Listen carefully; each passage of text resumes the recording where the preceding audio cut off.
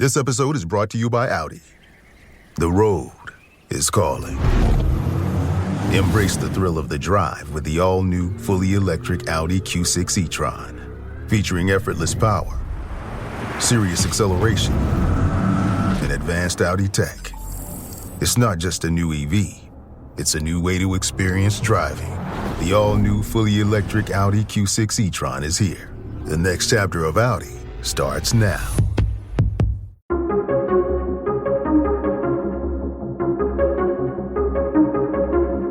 Hey, everybody. Welcome back to the Follow Lead Podcast, a Christian Leaders Podcast.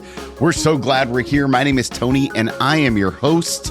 We are a proud member of the That Sounds Fun Network, and we're so grateful for our presenting sponsor, EBEB Solutions. EBEB Solutions is here to help you save money and energy, literally.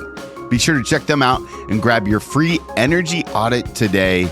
Energy benefits for every business. Go to ebebsolutions.com. Now, today's episode, returning offender Dana K. White. Dana K. White has a brand new book out called Jesus Doesn't Care About Your Messy Home. She talks about our last conversation and how that spurred her on to leaning in, the process of writing something that's so Jesus-centered, the process about getting rid of guilt and shame. Such a good conversation with Dana, and what an incredible leader. Loved having her back on the podcast. So now, without any further ado, here's my conversation with Dana K. White. Hey, everybody. Welcome back to the podcast. I'm so excited to have a repeat offender, one of our most all-time downloaded episodes, Dana K. White. Dana, thank you so much for agreeing to come back on the podcast. Thank you for having me on. Can I tell my story about you now? Yeah. Yes, absolutely. Does it make you nervous? Only a little. My podcast family and I have been through a lot, so I trust they know. Yes, but please go ahead. Yeah. Well, I was on your show, which is when we met, right? Right. It's been what? I don't January know. of 2022. Okay. So 3 years now. And my book at the time that had just come out was Organizing for the Rest of Us. And somehow we got on the conversation of this book that's coming out now, right? Like 3 years later, that I had already been working on for 2 years before that, right? And we got on this conversation, and this is a stretch for me, right? Like, I've built my whole business career on teaching people how to declutter. And that's what that other book was about. But the Jesus subject came into it because, it's you, right? Yeah. And you were so encouraging to me. And I was so nervous about this subject matter because, it's putting myself out there. It's also like talking about something that there are people who really don't agree with it, right? And you were so encouraging, and I have thought about you multiple times as I was finishing this book. Oh. I just thought how kind you were about it, and how you were like, yes, I'm going to have you on when you write that book. And it just meant a lot to me. So I just wanted to thank you and realize now that I probably should have put you in the acknowledgments, and I didn't. So, don't go looking there. But I'm telling you now, I am acknowledging you, that you were very encouraging to me, and that clearly that is a gift that you have. And so I just want to say thank you for that. Oh, that's so kind. Thank you. So you're going to make me get all teary eyed. I love it. It's one of the things I love about podcasting is that you get the opportunity to talk to people that you never would otherwise get a chance to connect with. Right. And, exactly. And so this book, Jesus Doesn't Care About Your Messy House, is 5 years in the making. And this has been, as you said, it was kind of a tumultuous journey for you. I would love to hear how it felt when you finally turned it in. It was a relief for sure, but it was also holding my breath on like, okay, is anybody going to care about this subject? Is, so the publishing world, is how it is. And, I had a different editor than the one who had agreed to this book. So like you have an acquiring editor and all that. Have you written books? I'm sorry, I should know this. Yes, I've written one, and then I have another one coming out in September. Yay. Awesome. Yeah. So you know how the kind of the process works. And I don't know if you've experienced yet too, but people go through and they leave, and then you get somebody new who doesn't have any actual skin in the game on this book, you know? And so I was nervous, like about, okay, what's the reaction going to be to this? My parents had read it, so they liked it, but they basically think everything I do is great, right?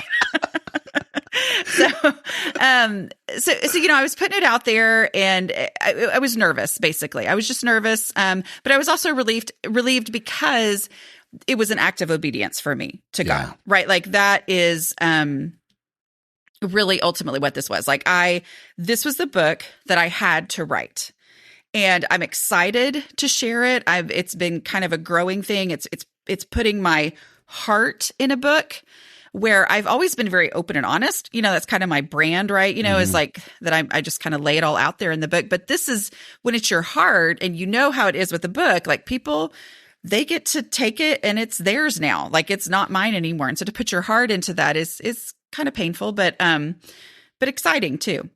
So. One of the things I appreciate about this book is that it was such a long journey of maturation of getting it out to print. And I think that there are a lot of leaders who are working on long-term projects, and they just, it's one of those things that kind of sits in the corner of the room, and we all have projects like that. Yeah. What did you learn about yourself in writing a book over a 5-year period?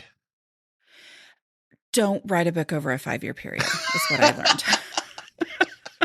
Like, it is not fun. It's actually like not a good way to write a book, because you end up going, oh, I've got this great idea and I'm going to go write this chapter. And then you're like, well, I wrote that chapter 3 years ago already. So now I have to figure out which one I like better. And am I going to take it, and then it just becomes this big, difficult mess.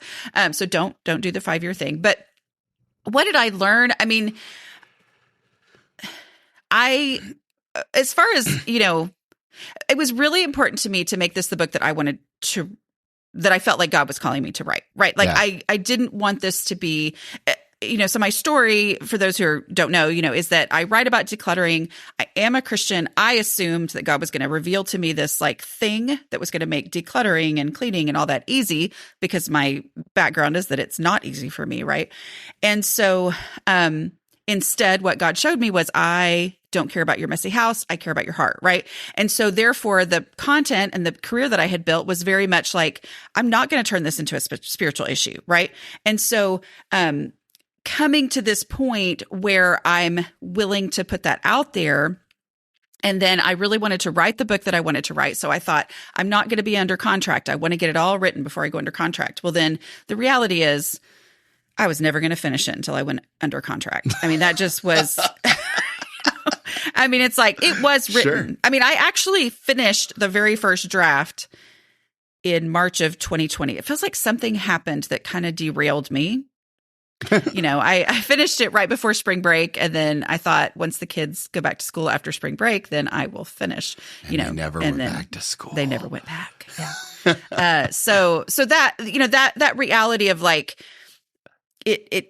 I needed the deadline eventually, even though I had worked on it here and there and worked on it in big, huge chunks and tried, but I was like, I finally just came to the point where I said, I have to do this or it will never happen.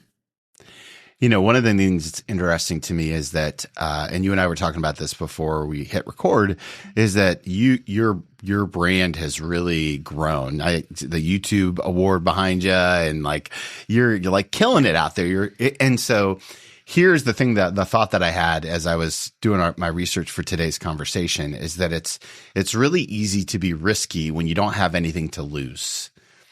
And it's taken you a long time to get to a place where now you have something to lose in terms of an audience and a platform and just be honest, a profession, right? And yet, what has obedience been like with so much on the line?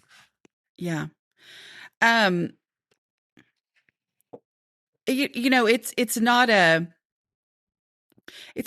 moving in a straight line necessarily. I mean, it's like I have moments of it doesn't matter. And then I have moments of, oh my goodness, what if I lose everything? Because I mean, basically having built an audience that was not based on my faith, I know, because I've always been open about my faith, I know that you mentioned the word Jesus, and there are people who don't like that. I feel like you can talk about God all you want, but if you bring in Jesus, like that's the dividing line right there. And so I have experienced it that, something came up about my faith in my podcast, and all of a sudden I've got negative reviews saying, well, I liked her until she started shoving religion down my throat, and you're like, wait, what? Anyway.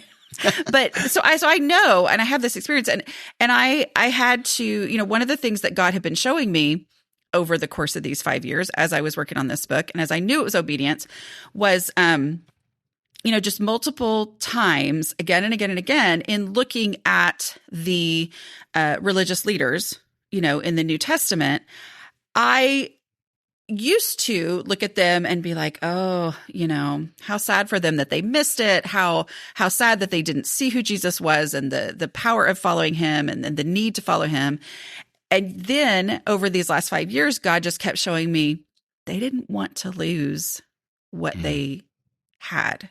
Wow. And it gave me compassion for that. And it also put in me this, okay, like, would I be willing to take life as I know it, my position, my, power, not like I'm a powerful person, but you know what I mean, right? Like that position and power and livelihood and everything that I know, because if those religious leaders had followed Jesus, everything would change, right? Like literally everything would change. And so it was a coming to that point. And, I've talked to all my kids. I mean, so I have this weird thing with finances, right? And I'm like, books pay for college. That is my thing, right? Like, so like all book sales stuff goes toward college. And so I've told my kids, I'm like,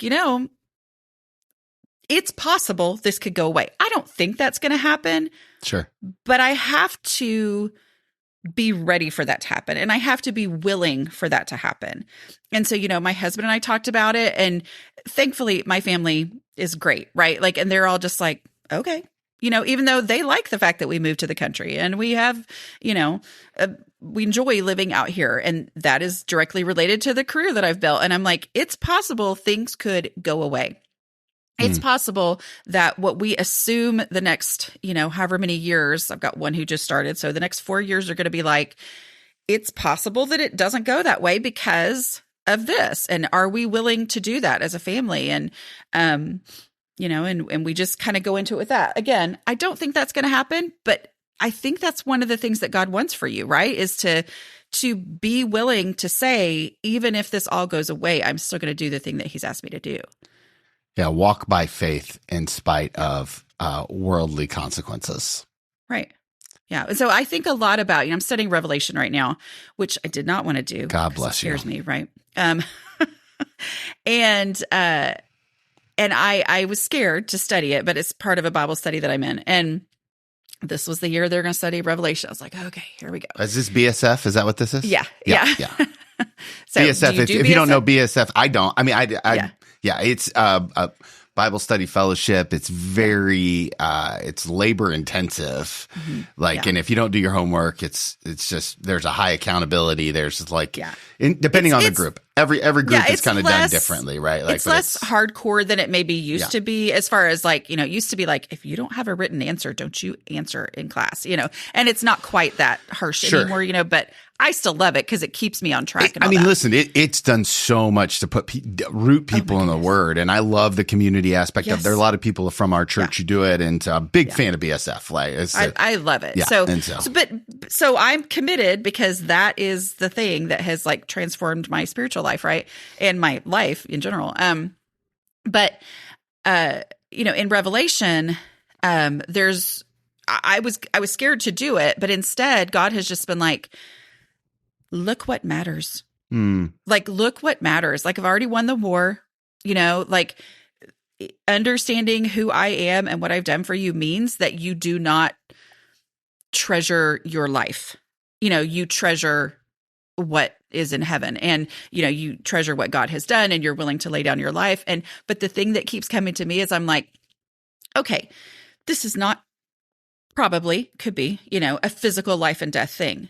But what about lay down your livelihood? Lay down your life as you know it.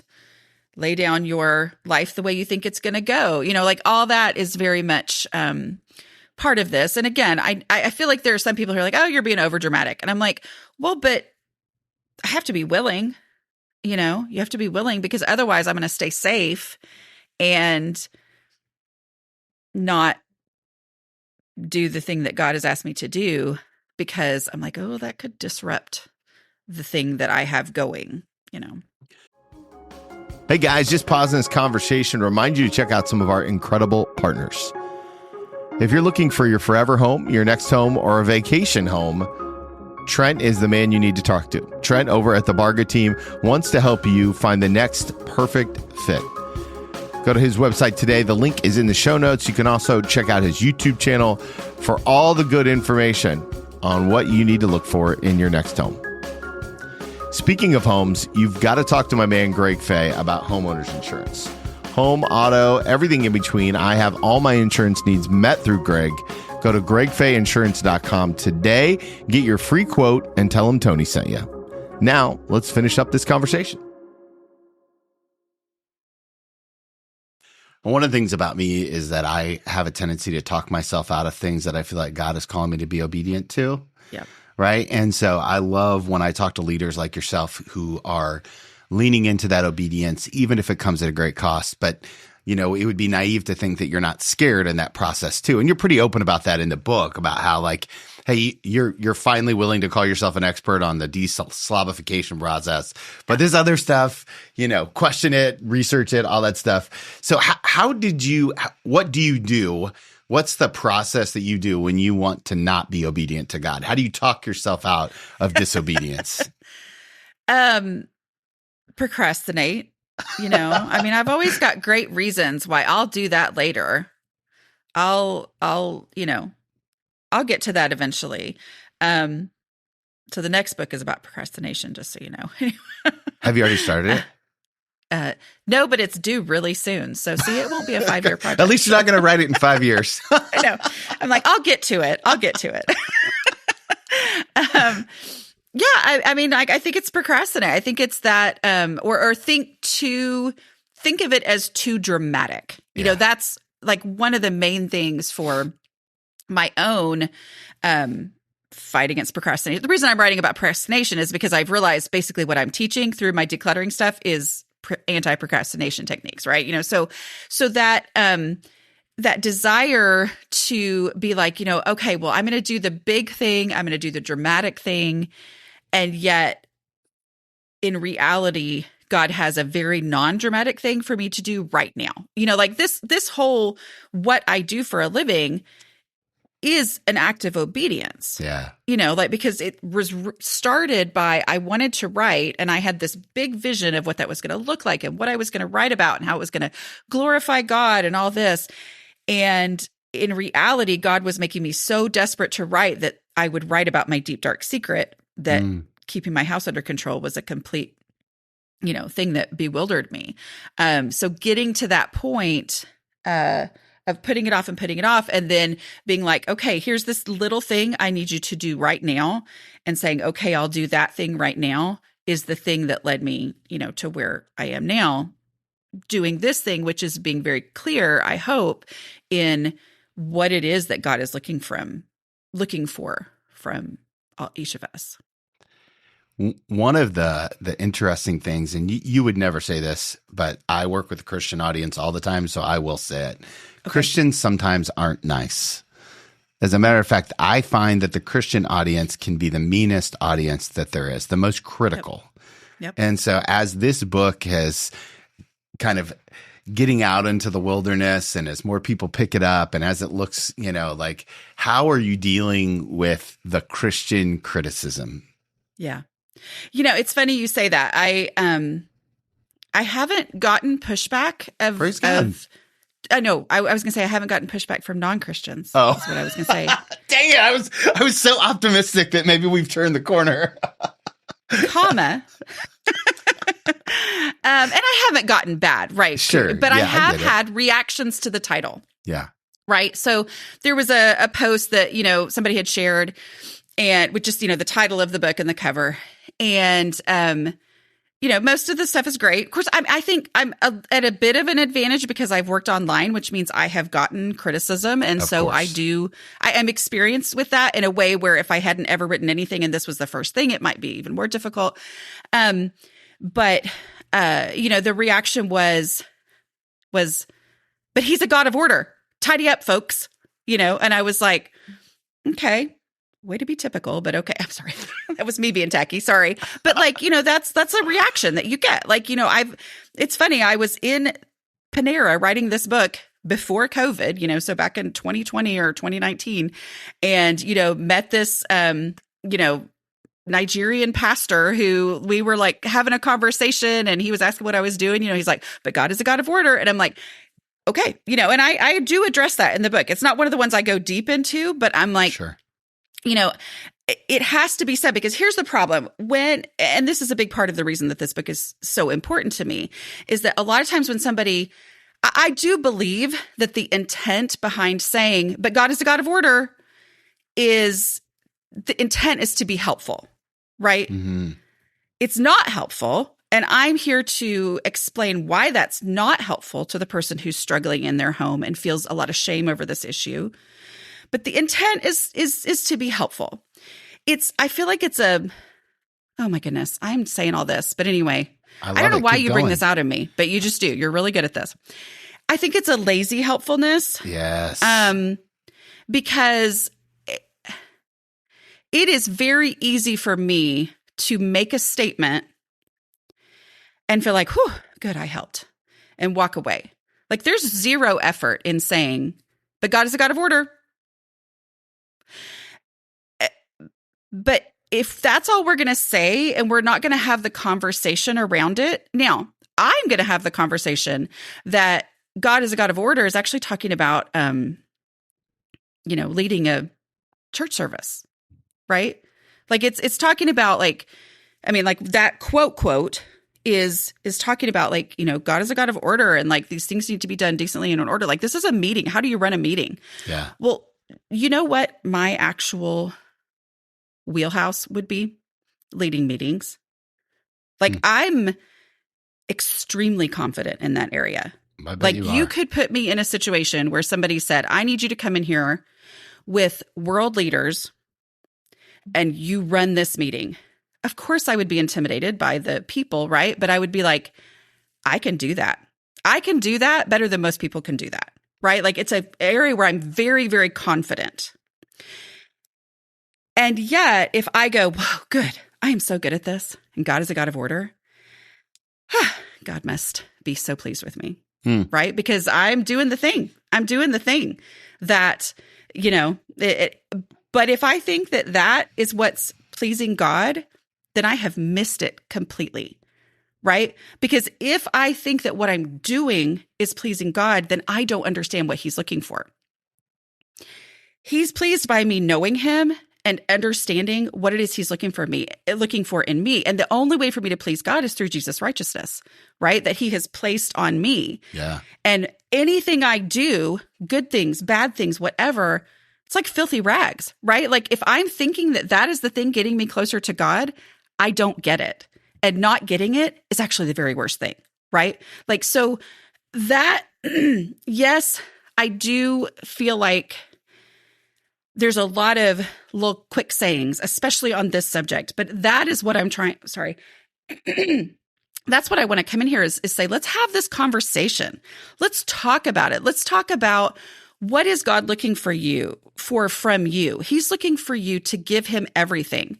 The title of the book is not, don't worry about your messy house because Jesus doesn't care, right? That's not what we're doing. I feel like I have a unique position in the internet, that you can't accuse me of saying that it doesn't matter that your house is under control, right? Mm-hmm. Because I've written 3 other books about how to get your house under control.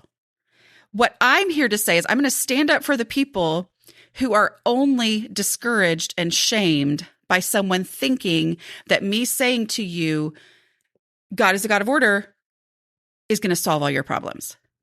Right? Because those are the stories that I hear from women, is they're like, people have tried to help them by saying, you know, you're a reflection of Jesus. And when your house looks like this, you know, then you're, you know, reflecting him poorly to the world. Or, you know, I mean, I had a woman come to me and say, I've been like, okay, God, what fruit of the Spirit am I missing that my house is, I just can't seem to do it. And I'm like, so let's have the conversation. What is it that God's looking for?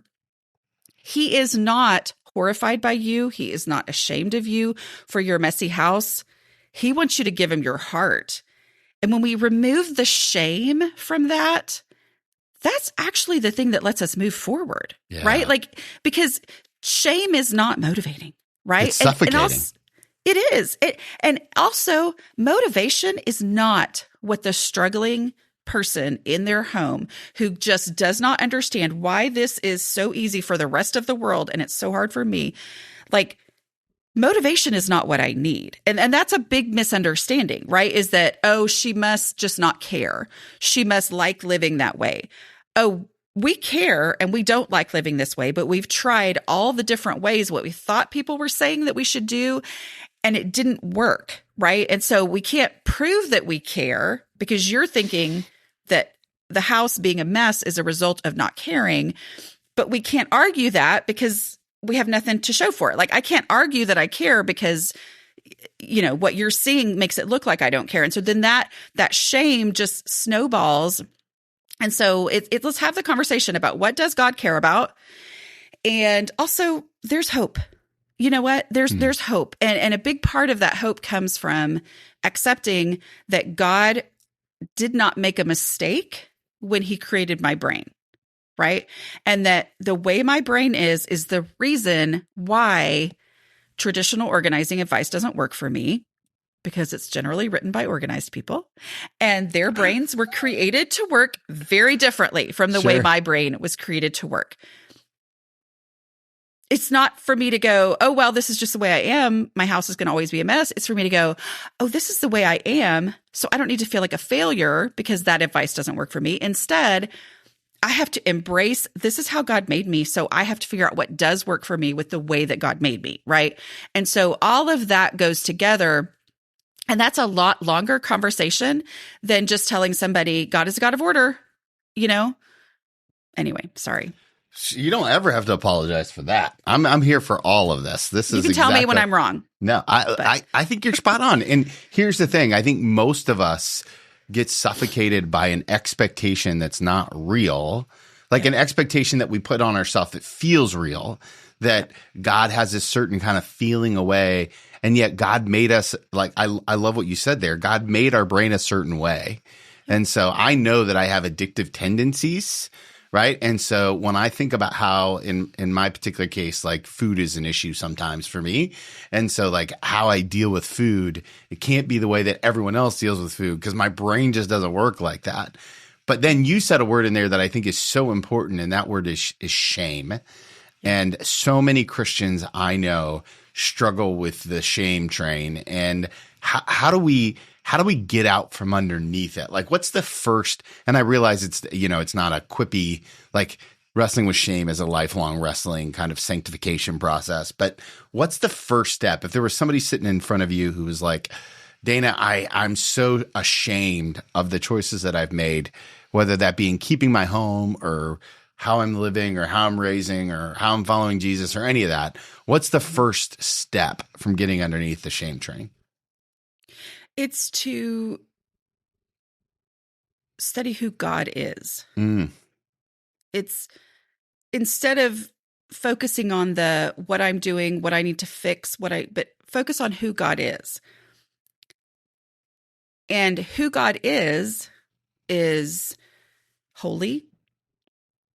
And he has made a way for us to be in relationship with him. So I used to think of holiness and perfection as being the same thing, right? Like, and so my whole shtick and how I do things is I basically am like, let's look at these words and that we assume are the same thing and let's dissect them, right? So I thought of holiness and perfection as the same thing. And this is not like what the theologians are going to say. I'm just saying like, this is how I think of it, right? And as I studied the Bible for myself, okay, as opposed to just hearing things, and I do think that the things I had heard were not incorrect, right? But when you're hearing things through a filter of shame, you hear it differently, right? But when I was actually in scripture and actually learning who God is and seeing what that holiness is who he is, where perfection in my mind is something that is you strive towards, right? God didn't have to strive to be holy. He is holy, right? Like, so it's who he is, and he defines it and it defines him and all of that, right? Like, it's just this complete absence, and he's like sin repellent. It's just cannot be in his presence, right? And so the more I understand about who God is and that, what holiness is, and the fact that he can't have sin in his presence because of his holiness, like it's not just a rejection of sin. It's like, it's not possible, right? Because he is God. And it's hard to wrap our brains around, right? So, I mean, there's no way to, especially me, to like explain all this, but that's how I have to look at it. And so like the first step is to study who God is, to get into the Bible and pay attention to who God is. And it's hard, right? Like there's some things in the Bible that you're like, whoa, like what? Especially if you start at the beginning, right? And you go all the way through Genesis and all that. You're like, what in the world? The Bible that's why something like BSF is so good.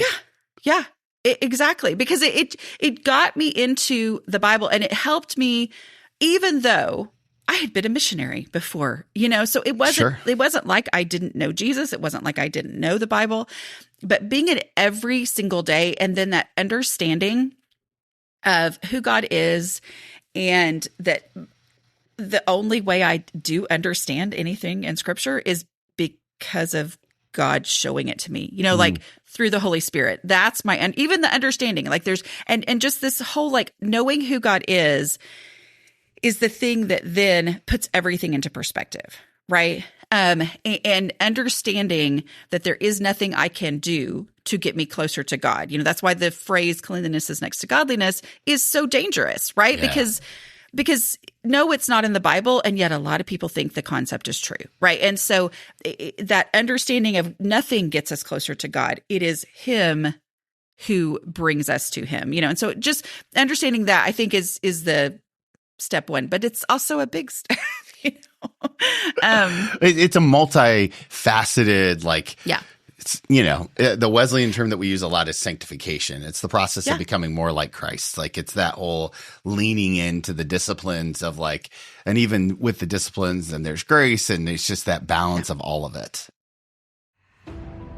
This episode is brought to you by Peacock. The new Peacock original documentary, Matthew Perry, A Hollywood Tragedy, dives deep into the beloved actor's rise to fame and his tragic death. 5 people, including Perry's personal assistant, 2 medical doctors, and an alleged Hollywood drug dealer known as the Ketamine Queen, were charged with conspiracy to illegally provide Perry with the ketamine. Explore the details of the case in this heartbreaking special, streaming now only on Peacock.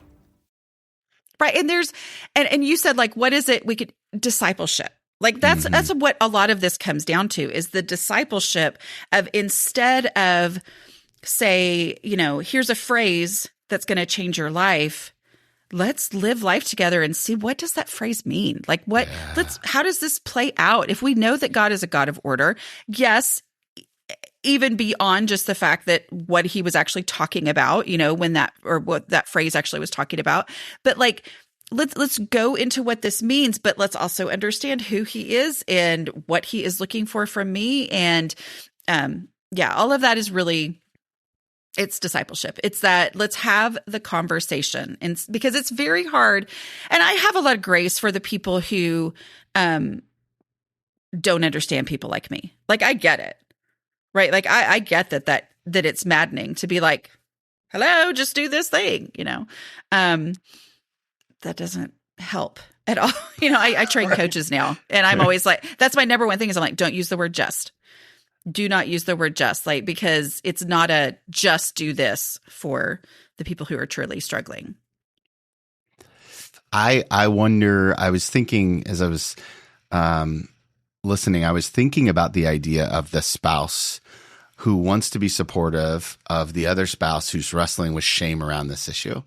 Shame that, like, because a lot of the guys that I disciple are trying to be the best husbands they can be, and they want to be supportive, but they're also not sure what to do when their spouse is feeling shameful about something, or, you know, how to articulate their feelings of shame to their spouse. And I'm not suggesting that you're a shame expert by any means, but when you think about the relationships that are surrounding the person that might feel suffocated by the judgment or the expectations of the world, not of God, but of the world, what can we do to walk alongside those people? Yeah, it's a really good question. So I don't know if I'm going to have a really good answer or not. Let me think. Well, I think you probably tapped on it a little bit by not using the word just. Like, don't simplify the issue. Yeah. I think the first thing is to acknowledge that it is legitimately an issue. Yeah. Right.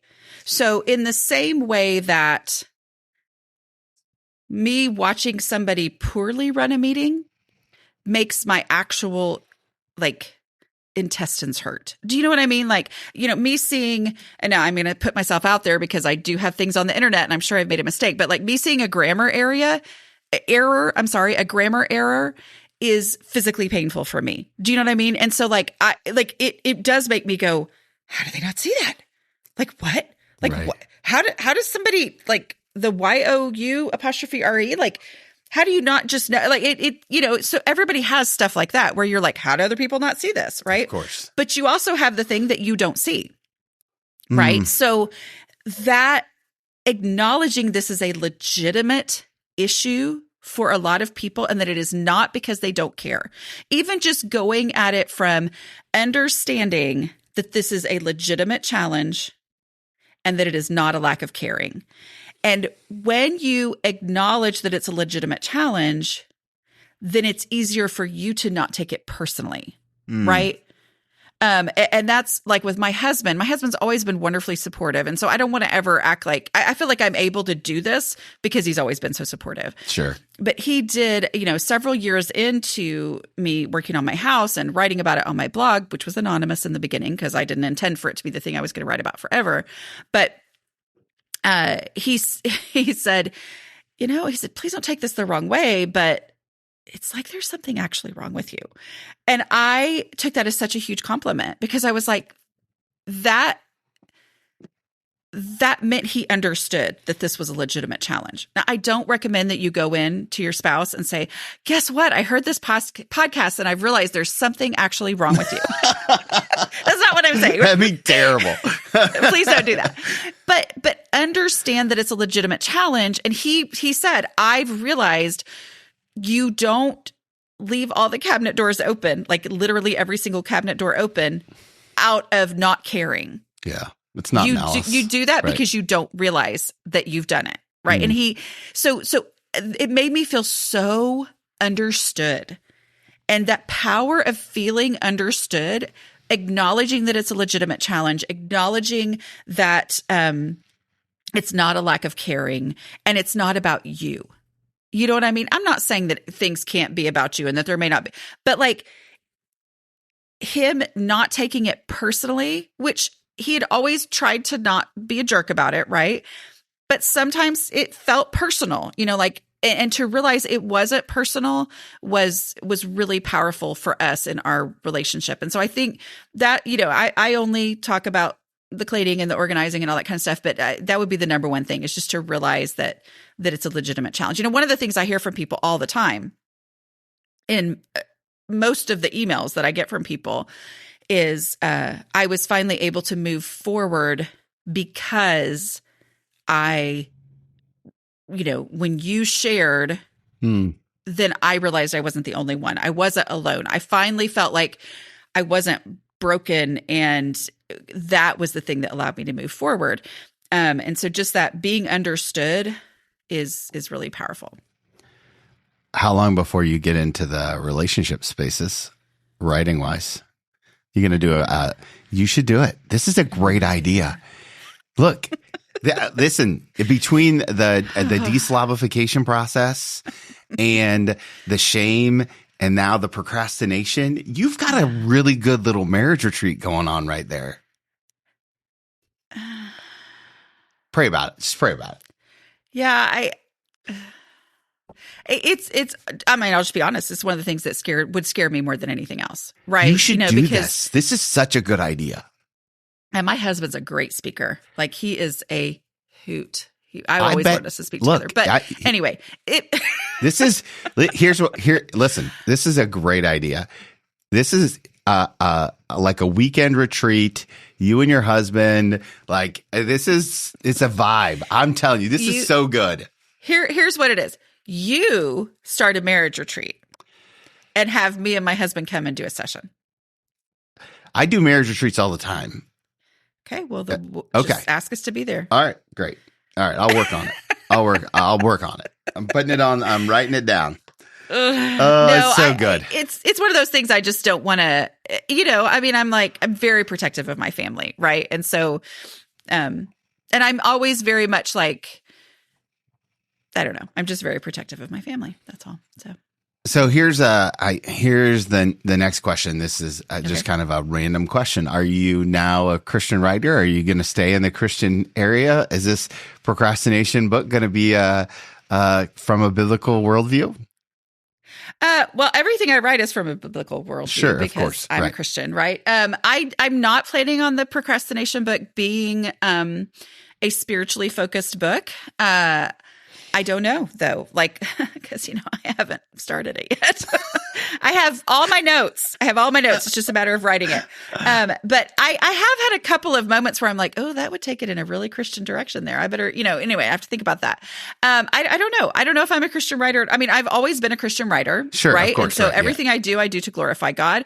And there was very much a purpose in there not being spiritual content in my first 3 books. It was not because I didn't want to go into that. It's because I wanted to be, because I knew that adding in spiritual content on this homemaking stuff is the thing that was so defeating for a lot of people like me. Like, okay, so it's already a struggle, and now you've made me feel like it's a spiritual failure too. So I was like, it was really important to me to keep those things separate. But here we are. So I am very much open. I'm also kind of at this, like I said, the goal is to pay for college, right? So college is once the kids almost are out of paid college, for. then I don't have to do it. Then it's like, what could I do at that point? So my hope is to move into speaking a lot more now that my kids are all gone. Sure. And so traveling is a lot less of a big deal, than it was when they were playing football and all that kind of stuff. So, yeah. And so that is, I don't know. I really don't know. I'm very much open to whatever comes next, but also I'm tired right now. And so I'm in that zone of, I think this is it, but it's never it. Like literally this book, when the idea came to me, I went, okay, I got to write that. That's generally how I act about any book that it comes to mind. I'm like, okay, I have to write that one. So we'll see. I love it. Okay, I have one more question for you, but before I ask it, I know the podcast family is going to want to connect with you all over the interwebs. Where is the best place to learn all things Dana? You can go to my website, which is A Slob Comes Clean, because that's the, the anonymous blog that I started way back when. Still has that name. So aslobcomesclean.com. You can also just Google Dana K. White. Don't put Dana White, because that is not me.